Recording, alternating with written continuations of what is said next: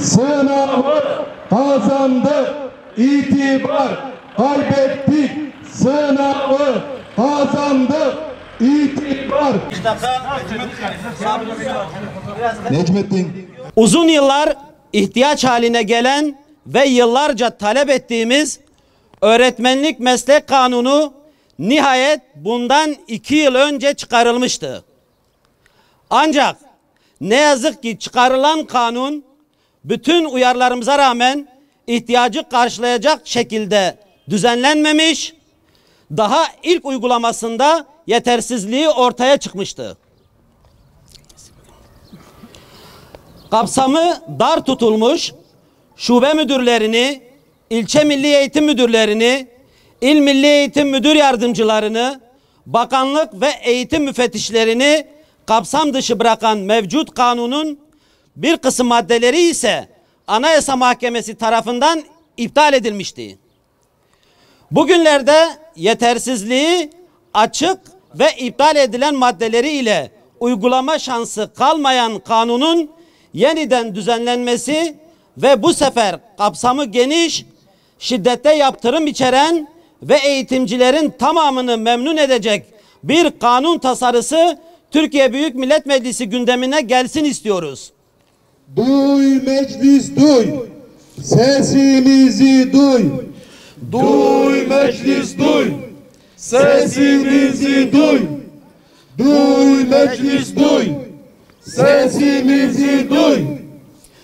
Kıymetli basın mensupları, mevcut öğretmenlik meslek kanununda konunun kapsamı yönüyle düğme daha ilk baştan yanlış iliklenmiş.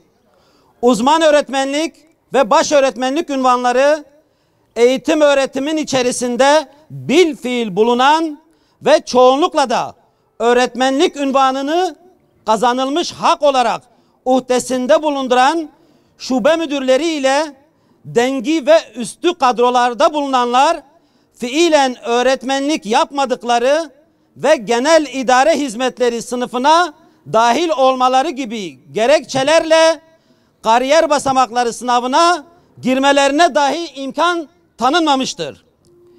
İşte bugün burada toplanmamızın, hep birlikte ses vermemizin, ortak iradesiyle söz söylememizin nedeni eğitim yönetiminin yükünü omuzlayan, sorunları sırtlayan milli eğitim uzmanı, bakanlık müfettişi, il milli eğitim müdürü ve yardımcısı, ilçe milli eğitim müdürü, araştırmacı, şube müdürü, eğitim müfettişi, eğitim müfettişi yardımcılarına da uzman öğretmenlik, baş öğretmenlik unvanına dayalı hakların tanınmamasını protesto etmek, öğretmenlik meslek kanunu tasarısında bu konudaki değişiklik talebini ve ihtiyacını haykırmaktır.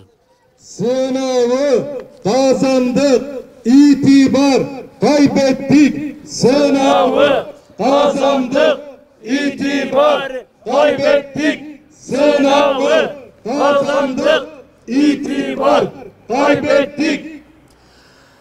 Taslağın görüşüldüğü süreçte çeşitli bahanelerle eğitim çalışanları arasında ayrımcı ve dışlayıcı bakış açısından devam ettirilmeye çalışıldığını görmekteyiz. Şube müdürü veya üstü kadrolarda bulunan personelin büyük bir çoğunluğunun diğer bakanlıklardan farklı olarak öğretmen kökenli olduğu, öğretmenlik unvanlarının bu kişiler yönünden kazanılmış bir hak edilmiş bir unvan yetkinliğine sahip bir mesleki tecrübe olduğu unutulmamalıdır. Yine söz konusu kadrolarda bulunanların eğitim, öğretim, kamu hizmetinin niteliği gereği eğitim ve öğretimden ayrıştırılması mümkün bulunmayan eğitim yönetimi ve denetimi faaliyetlerini icra ettikleri, bulundukları kurumların sadece bir idari faaliyet yürütülen yerler değil, eğitim kurumlarını tamamlayan yapılar oldukları, kısaca bizatihi eğitim öğretimin içinde bulundukları göz ardı edilmektedir. Öğretmenlik meslek kanununun öğretmenlerin beklentilerini karşılayacak bir içerikle yeniden düzenlenmesi amacıyla Eğitim Bir Sen olarak bir kanun taslağı ve önerisi hazırlayarak Milli Eğitim Bakanlığı'na, Türkiye Büyük Millet Meclisi Başkanlığı'na, mecliste grubu bulunan partilerin yöneticilerine sunmuştuk. Söz konusu önerimizde şube müdürü, dengi veya üstü eğitim yönetimi, denetimi kadrolarında bulunanlara da kariyer basamakları sürecinde ünvan için başvuruda bulunma hakkı tanınmasını ifade etmiştik. Gelinen noktada bu kadrolarda bulunan eğitimcilerin uzman başöğretmenlik ünvanına ve haklarına sahip olmaları yönündeki beklentilerinin meslek kanunu içerisinde olması noktasında artık daha fazla geç kalınmamalıdır. Biz meslek kanununda bütün eğitim çalışanlarının statü ve ünvan farkı gözetilmeksizin aynı haklara erişimlerinin mümkün hale getirilmesini, özlük haklarının tanımlanmasını ve geliştirilmesini istiyoruz. Biz Eğitim Bir Sen olarak hedefler ve gerçekler bağlamında eğitimciyi ayrıştırmayan, bütünleştiren, farklılaştırmayan, eşitleyen, engellemeyen, destekleyen, eğitimi ve eğitimciyi bütüncül, eşit, adil ve hakkaniyete uygun bir bakışla ele alan bir meslek kanunu içeriğinin oluşmasının mümkün ve elzem olduğuna inanıyoruz. Eğitimcinin hak ve etkilerini genişleten, ona destek olan bir meslek kanunu konusundaki beklenti karşılanmalıdır. Eğitim Bir Sen'in bu hususlar temelinde katkı ve destek sunacağını bu vesileyle bir kez daha temin ve teyit ederiz.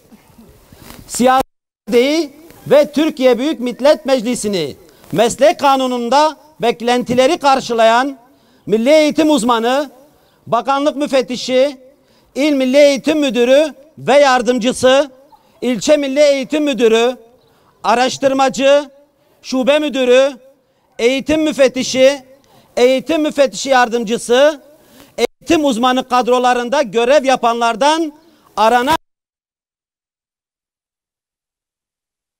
başöğretmenlik ünvanına adım atmaya çağırıyoruz. Bu vesileyle öğretmenlik meslek kanunu gündemimizde ve takibimizde olan bazı konuları özetleyerek yüksek sesle diyoruz ki öğretmenlik meslek kanunu ekonomik krize kurban edilmemelidir. Ek ders ücretleri artırılmalıdır. Uzman ve başöğretmenlik kıdem süreleri söz verildiği gibi 5 ve 10 yıl olmalıdır. Kademe ilerlemesinin durdurulması cezası katmerli ceza haline getirilmemelidir. Birinci dereceye gelen bütün memurlara 3600 ek gösterge hayata geçirilmelidir. Kadroya geçen öğretmenler kadrolu öğretmenliğin özlük haklarından faydalanmalıdır. Anayasal bir hak olan aile bütünlüğü teminat altına alınmalıdır.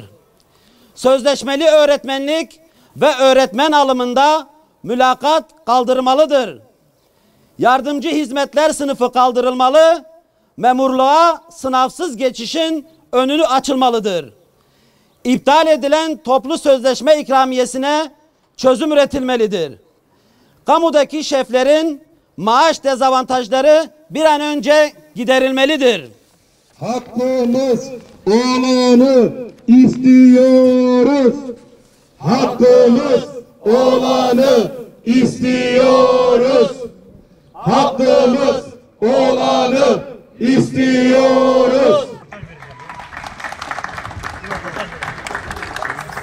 Yıllarca öğretmenlik yapan ilçe müdürleri, şube müdürleri, milli eğitim müdür yardımcıları bu kadroya atandıktan sonra maalesef bazı haklardan yararlanmamaktadır ve mağdur edilmektedir. Bu vesileyle bugünkü basın açıklamamızda dediğimiz gibi örneğin şube müdürü olan, daha önce öğretmenlik yapmış, milli eğitim müdür yardımcısı olan, ilçe müdürü olan arkadaşlarımız şu anda kendisi müdür olduğu bir sürü kişilerinden daha az maaş almaktadır, daha az özlük haklarına sahip olmaktadır. Bunları şöyle bir örneklerle açıklarsak, şu anda şube müdürü olan arkadaşlarımız maalesef kütüphanelere giderken ücretli kütüphanelere girmektedir ve öğretmen olarak adlandırılmamaktadır.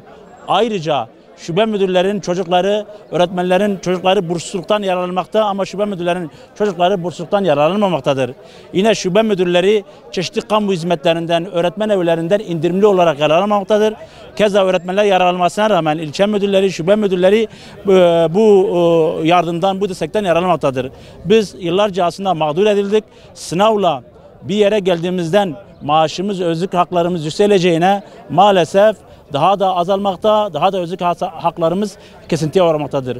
Bu vesileyle tekrar basın mensuplarımıza ve eylemimize katılan arkadaşlarıma teşekkür eder. Size de başarılar diliyorum.